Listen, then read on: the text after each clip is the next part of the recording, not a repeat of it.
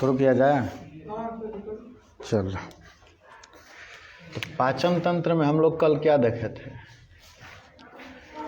कि हमारे शरीर के वो सभी भाग जो क्या करते हैं, भोजन को पचाने में सहायता करते हैं, उसको सामूहिक रूप से क्या बोला गया है, पाचन तंत्र।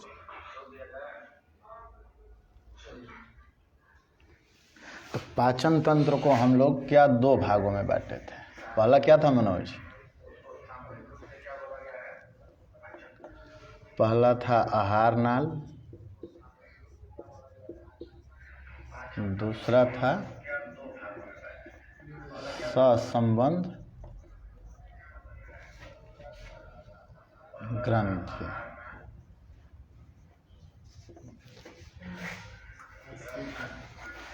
आहार नाल में क्या क्या शामिल है? मुख से लेकर गुद्दा तक के सभी भाग को आहार नाल में शामिल किया गया है।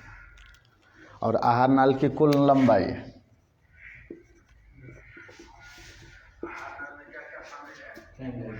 वहाँ तक, और आहार नाल की कुल लंबाई 32 फीट। भोजन का पाचन कहाँ से प्रारंभ होता है? तो मुख से, उसके बाद ग्रास नाली, ग्रास नाली के बाद आमाशय, आमाशय के बाद छोटी आंत, छोटी आंत, उसके बाद बड़ी आंत। और यहाँ पर हम लोग पढ़े थे मुख गुहा।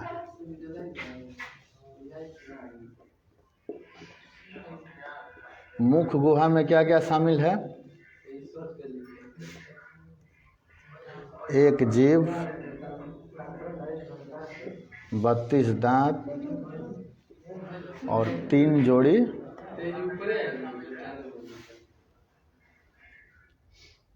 ग्रंथि, लार ग्रंथि। और यहाँ पर हम लोग क्या पढ़े थे? 3 जोड़ी लार ग्रंथि कौन कौन सा है मनोज? हाँ, क्या? पैरोटिड, पैरोटिड, उसके बाद मैंडिबुलर और बाइलैंगुअल। इस तीनों ग्रंथि से कितने प्रकार का एंजाइम निकलता है? 4 एंजाइम। कौन कौन सा? लाइसोजाइम, लाइसोजाइम, उसके बाद टाइलिन, टाइलिन, डाइस्टेज, डाइस्टेज, उसके बाद म्यूलिन। लाइसोजाइम क्या करता है? भोजन में उपलब्ध जीवाणु को मारता है। टाइलिन और डाइस्टेज क्या करता है? क्या करता है? मंड यानी स्टार्च को किस में बदल दिया? शर्करा या कार्बोहाइड्रेट। और म्यूलिन क्या करता है?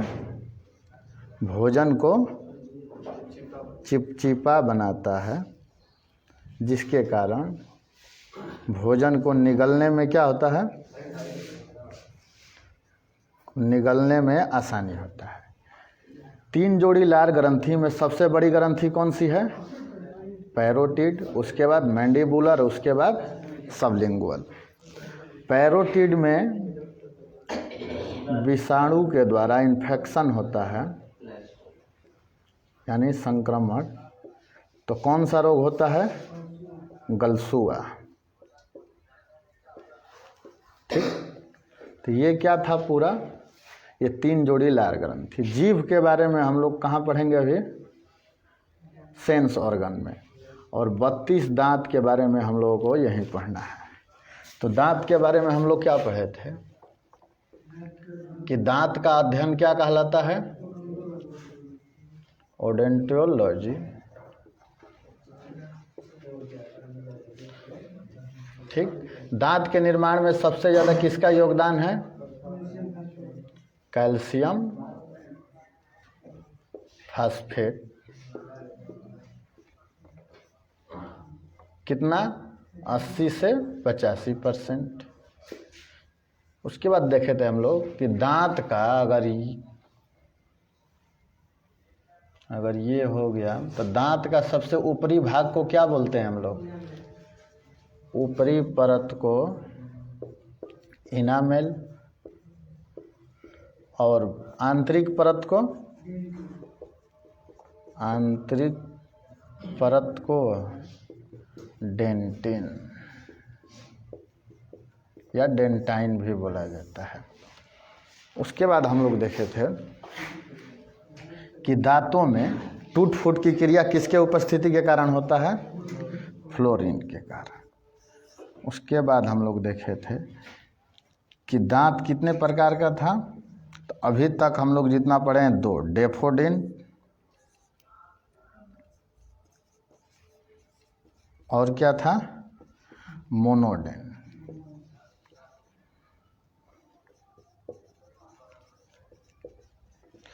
डेफोडिन क्या था कि वैसे दांत जो मानव जीवन में क्या होते हैं? 2 बार, उसको डेफोडेंट। इसकी कुल संख्या कितनी थी? 20। और मोनोफोडेंट क्या है? वैसे दांत जिनकी संख्या मानव जीवन में 1 बार ना, 1 बार, उसकी संख्या कितनी थी?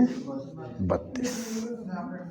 अब आगे का चीज़ हम लोग पढ़ते हैं आज से।